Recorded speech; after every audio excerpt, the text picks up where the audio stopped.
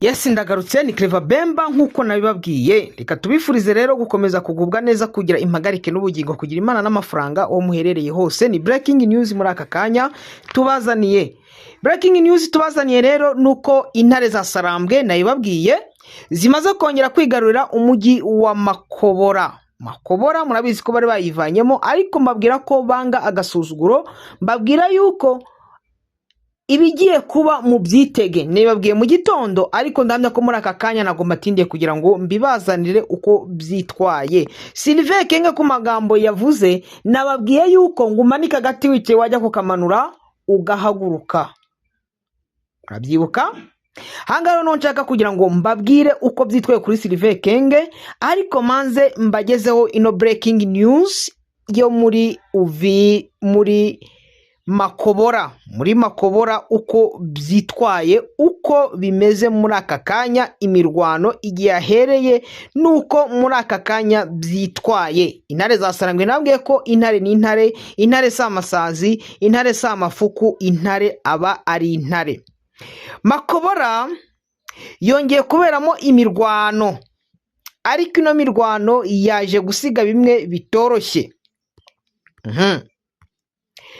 Mu rukerero rwo kuri uyu wa mbere, burya na mu gitondo twabivugaga, ariko imirwano irimo nabwiraga ko ari imirwano iri kubera mu misozi ya hafi ya Uvira, mu birometero bigera nko muri 15-20 uvuye kuri poro ya Karundu.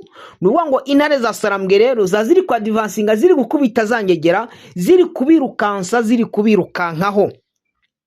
Ni mu rukerero rwo kuri uwa mbere tariki 29 z'ukwezi kwa 12 2025, agace ka Makobora kari muri teritwari ya Fizi, ni mu ntara ya Kivu y'Amajyepfo, hongeye kuba indiri y'imirwano ikaze yahuje abarwanyi b'ihuriro Alliance Fleuve Congo MRDP M23 twirwaneho n'ingabo za leta ya Repubulika Iharanira Demokarasi ya Kongo, ziri kumwe na Wazalendo, FDLR, FDNB, Imbonerakure n'intera hamwe na Mayimayi. Ibyo byose dore byamaze kwivanga, ariko intare za Sarambwe zirabakubise, zirongera zirabakubita. Nababwiye ko yambunda yo Gisegeti yazanye hariya, intare za Sarambwe zavuze ati iriya boro paka tuyifashe. Mukanya turaza tubabwira amakuru ko iyo mboro imaze kuba tombe, ko intare za Sarambwe zimaze kuba tombe. Nabwe ngo gusubira inyuma sugutinya, gusubira inyuma ni reprise strategique yo kumanza bakwiga biriya bintu uko bimeze, birabibunda bazanye aho biri guturuka niyo biri kuva. Ni gutyo byari byitwaye bantu banye. Intare official Macho TV tuba tuhabaye amaso, Macho TV ni intare tuba tureba, kugira ngo tuze tubabwire uko byitwaye. Amakuru aturuka muri aka gace avuga ko iyo mirwano yatangiye mu masaha ya kare cyane. Igihe yatangiranye mu gitondo kare, ariko ni mugoroba saa 12 saa moya za ninjoro intare za Sarambwe raho zakubise zirashwanyaguza. Nanabibabwiye mbabwira ko hari imirambo twagiye tubona amafoto yayo, ariko question mark tudashyira kuri YouTube channel. Turabivuga ariko ntibitubishyire kuri YouTube, ariko mukaza kubisanga muri groupe y'intare.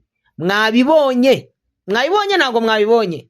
Nizere ko mwabibonye abari muri groupe y'intare.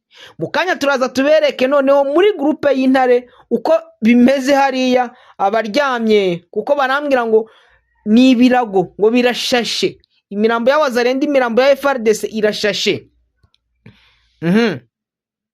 Hano ngo nubwo imibare y'abahitanywe n'imirwano itaratangazwa ku mugaragaro, ndi kubabwira ariko ni ibirago. Haravuga ko impungenge zikomeje z'ingaruka zayo ku baturage basanzwe bari bayirimo, ikiyongeraho Wazalendo, FARDC, FDNB, Imbonerakure, FDLR, Mayimayi, Zandagaswi, zaki zose, izo zose zaguye hariya. Iyi mirwano yongeye kubura hashize iminsi 3 gusa, ihuriro Alliance Fleuve Congo 23 ritavanywe mu gace ka Makobora kari karafashwe mu minsi ishize donc bafashe agace barongera bivanamo bongeye kukisubizamo. Gusubukurwa kwayo byongereye impungenge ku ihungabana ry'umutekano mu burasirazuba bwa Kongo. FARDC babyinaga turisha watosha mozomona bango baba ebele baba tusa nibyo bavugaga, ariko nababwiye ko ari umukino. Mama 23 yari ifite impamvu no kugira ngo imanze irebe. Burya reka mabwize ukuri, utagira amakenga ntacyo yageraho. Reka mbabwire, intare za Sarambwe zihetse isezerano ry'Imana.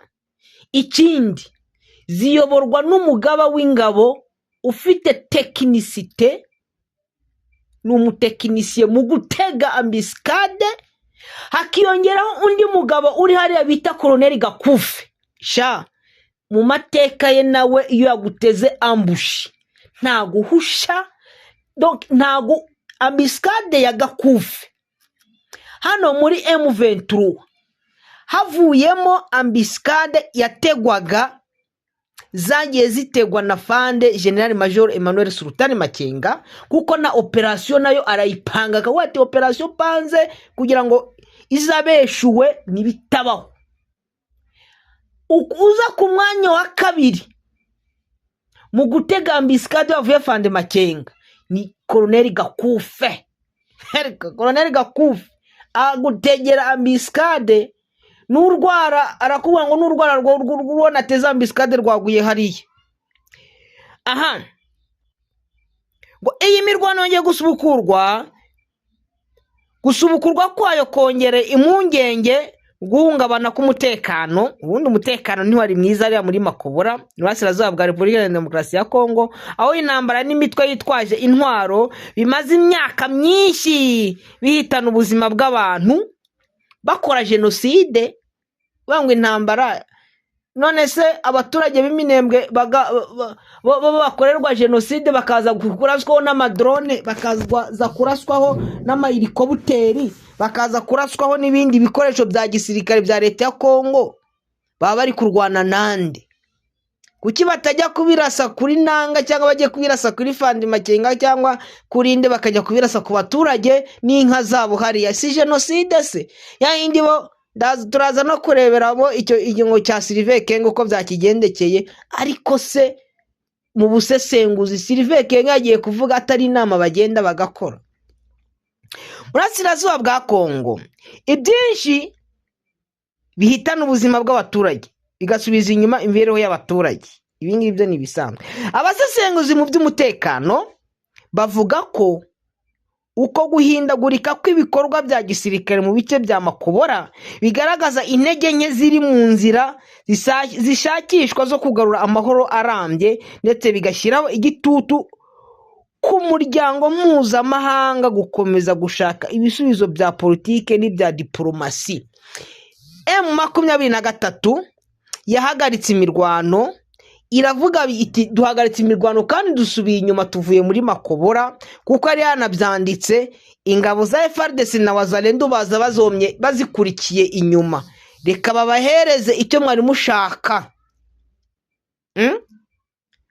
Ikibabaje nuko mugiye gutera indwara abaturage ba Makobora, iminuko. Cyakora ndavuga ngo na malaria nayikuye iriya malaria manza iriya minuko y'aba FARDC n'abarundi bari barapfiriye muri ziriya nzira.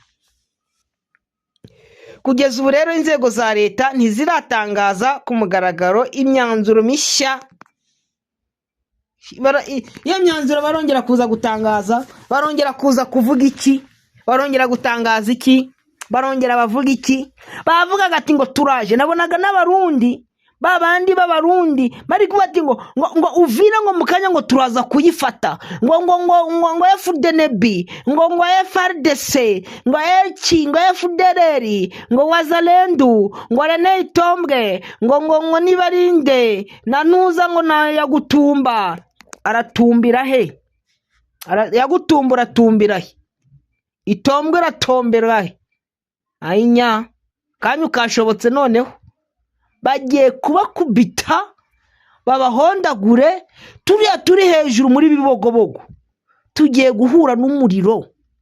Bari muzi yuko donc cyakora M23 muri abagabo, narababwiye ndababwira ati mujye mureba ibiba byabaye Ngungu, ibyabaye Kanyabayonga bikaba Masisi centre, haiko ujinga wao pumbafu babikora kubera impamvu. Mwagiye mumanza mukiga abarundi koko naho mwahondaguriwe ntacyo muza. Cyakora reka mabwiza ukuri, Uburundi bufite ikibazo gikomeye kubera umupaka wa Kavimvira n'umupaka w'epfo wa Gatumba. Umupaka w'epfo wa Gatumba ni uri zasangeje kuwa ni uri zasange. Iyo mipaka kuba amagingo anga ari gukontororwa na M23 biteje ikibazo Neva Sendagara, bimuteje ikibazo gikomeye. Arakomeza akibaza ati biragenda gute, ndajyahe, ndakora iki, aba bantu biragenda gute. Akibagirwa ko iyo amaze kugara imipaka imuhuza n'igihugu cy'u Rwanda, aho yariragariraga Uvira, ni mujyi uratangira kubona amakamyo ari kuva Kamanyora ari kuzamuka ari kwerekera Uvira kongera akagarukana ibicuruzwa. Nta bitoro mu kigira. Icyo nicyo kibazo bafite, bakavuga batereka dupfe murahatana se, ni muri guhatanira mu gihugu cyanyu, murapfa.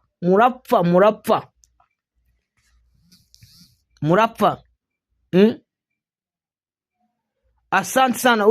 Niko naona umuvandimwe uri kunsuhuza witwa Ibrahim Sirira kuri WhatsApp, uwitwa Jacques Rwamahungu yaramwe ngo nagomba mperuka kumuvugisha. Jacques Rwamahungu, Sirire Kanamugire, namwe ndabasuhuje cyane, mboneho n'umwanya wo kubasuhuza. Nikomereze ano makuru mabwira ko intare zasaramwe kugeza amagingo aya ngaya zikiri gukubita ikintu bita ibombe, ikintu bita ikibunda biremereye, bigikomeza guturika hariya. Biracyakomeza guturika, biri guturika rwose. Ubona yuko Alliance Fleuve Congo M23 nta mukino yajyanye noneho hariya, ahubwo ikintu kiriho igiye kwa advancinga paka. Muraza kubyumva kandi muraza kubibona, muraza kubyiyumvira kandi muraza kubibona nkuko ndi kubibabwira. Nta mukino.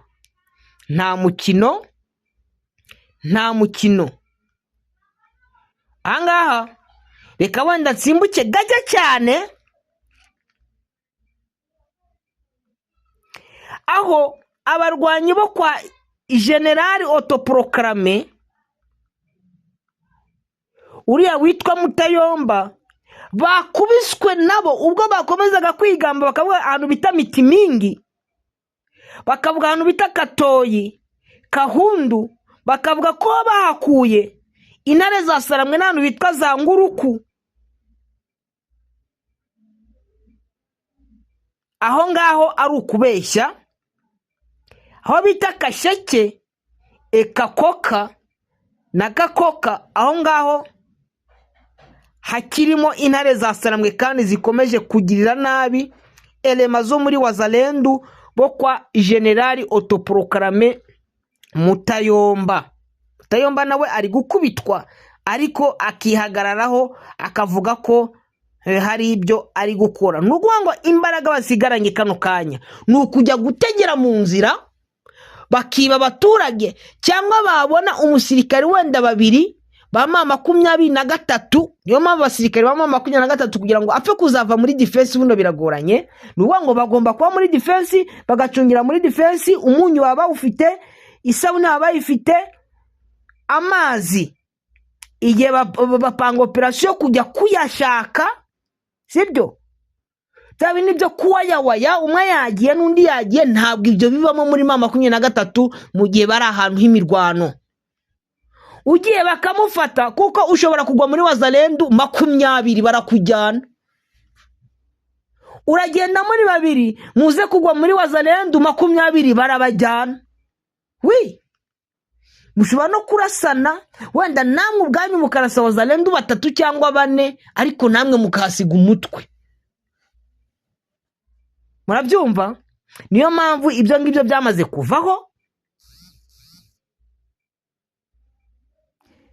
Icyo navuga kimwe nuko intare za Sarambwe zihagaze bwuma muri kiriya gice cyo muri Gatoyi. Ibyo mwumva kuri Mutayomba ni mwongere kubifata nk'ukuri, ari kuyomba ni rwa ruyombo rwe rw'ubusa. Reka twisimbukire kuko yari breaking news naza gutinda. Twisimbukire twirebere ibivugwa kuri wa mu generali ngo waje guhagarikwa se ku mirimo ye nukubera igitutu cy'amahanga, niba ari Piruvote niba arinde waje kuvuga ibyo ngibyo nibyo byaza. Reka manze nasoma bino byihuse mbone mivuge. Igisirikari Imana y'isi n'ijuru we biragiye. Igisirikare cya Repubulika Iharanira Demokarasi ya Kongo cyatangaje ibirego bikomeye bishinja bamwe mu bantu bo hafi ya Perezida Felix Tshisekedi Kirumbo kuba inyuma y'umutwe witwaje intwaro wa Mabondo. Mabondo. Aya makuru atangajwe ku itariki y'ejo 28 n'umuvugizi w'ibikorwa bya gisirikari mu ntara ya Kwilu, Maindombe na Kwango, Kapiteni Antonio Mwarusha. Uyu si wa wundi abaga ino hejuru muri Grand Aurora.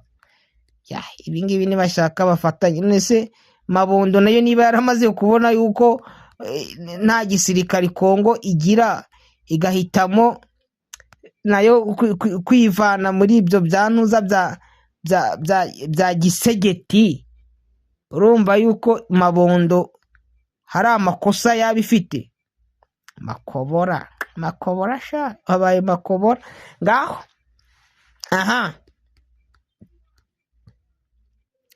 Igisirikari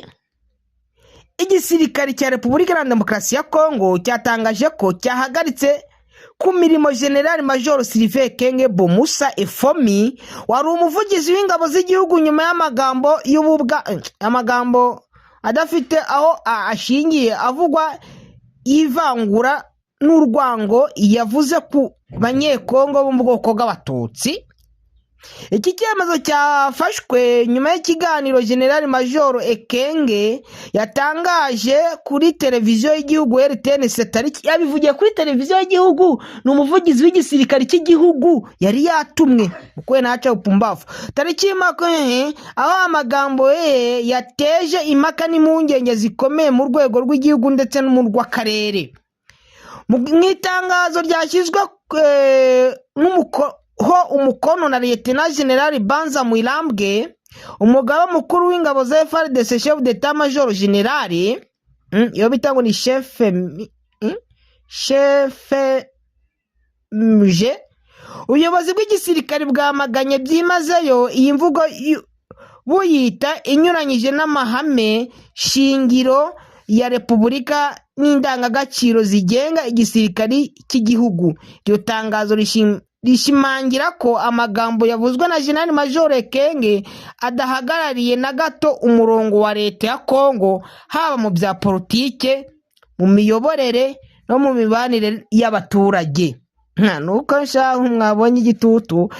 FARDC yibukije ko inshingano zayo nyamukuru ari ukurinda ubusugire bw'igihugu no guharanira umutekano w'abanyekongo bose hatitawe ku moko, inkomoko, imyemerere cyangwa ibitekerezo bya politike. Itangaza ko itangazo rigira riti umutekano w'abanyekongo bose ni ingenzi, kandi atugere rero ibingibi barabitangaza ariko ntacyo bubahiriza.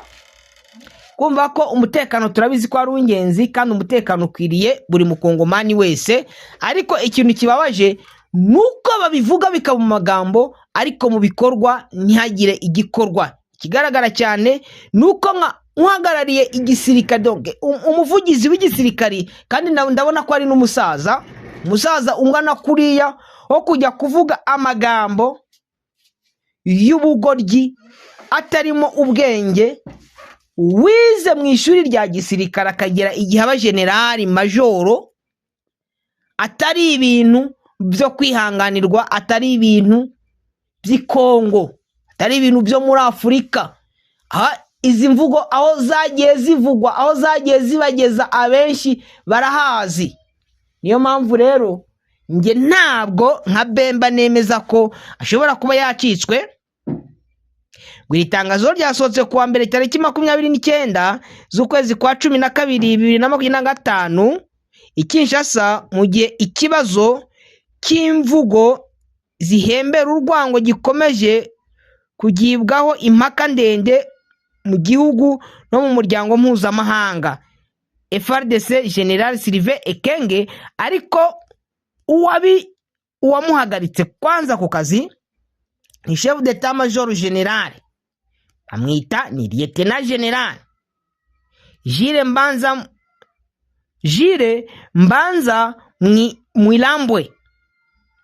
Uyu niwe wamuhagaritse, ariko ibi ni bitabapfu. Reka mbashimire rero, turaza tugaruke mu kanya tubabwira uko byitwaye.